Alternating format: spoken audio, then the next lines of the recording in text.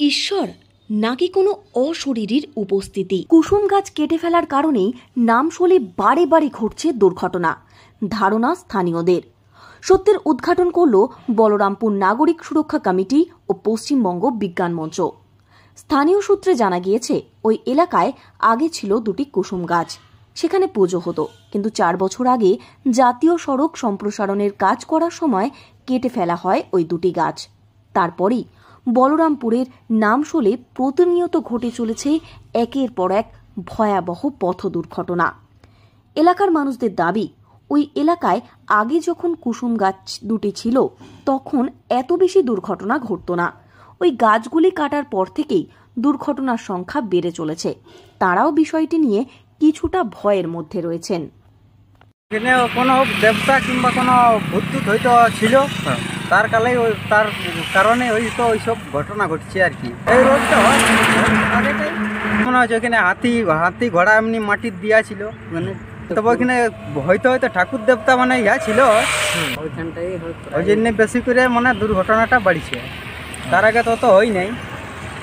ওটা তো সে বুঝা যাচ্ছে না যে এখন কি বোটা কি ঠাকুর এখন কি নাই, ওটা তো ঠিক করে না জানা গেলে তার বলা যাবে কি নাই। অনেক হইলে অনেকবার হইলে যে এখানে পূজা সভা হতো, ওই স্কুলের একটা গাছ ছিল, আগে গাছ ছিল, ওইখানে বলতো যে পূজা সভা করতে। এই মর্মান্তিক পথ দুর্ঘটনাগুলির পেছনে কোনো ভৌতিক কারণ আছে কিনা, নাকি জাতীয় সড়ক নির্মাণে কোনো খামতি রয়েছে, তা দেখতেই নাগরিক মঞ্চ ও পশ্চিমবঙ্গ বিজ্ঞান মঞ্চ নামশোল এলাকায় যান। এলাকার মানুষদের সঙ্গে কথা বলেন তারা।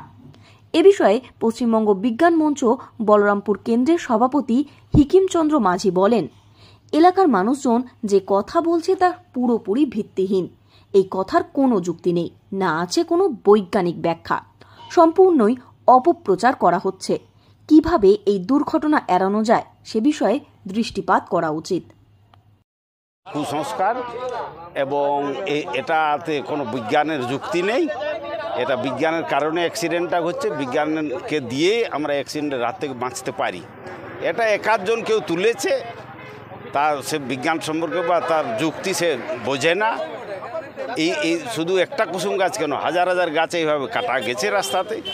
সুতরাং এটা কোনো বৈজ্ঞানিক ভিত্তি নেই, এটা অবৈজ্ঞানিক চিন্তাভাবনা।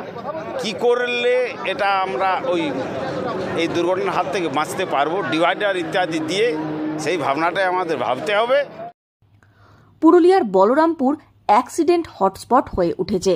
বিশেষ করে নামশোল এলাকায় রোজই একের পর এক দুর্ঘটনা ঘটছে, আর তাতেই দুশ্চিন্তার মধ্যে রয়েছেন জেলার মানুষজন।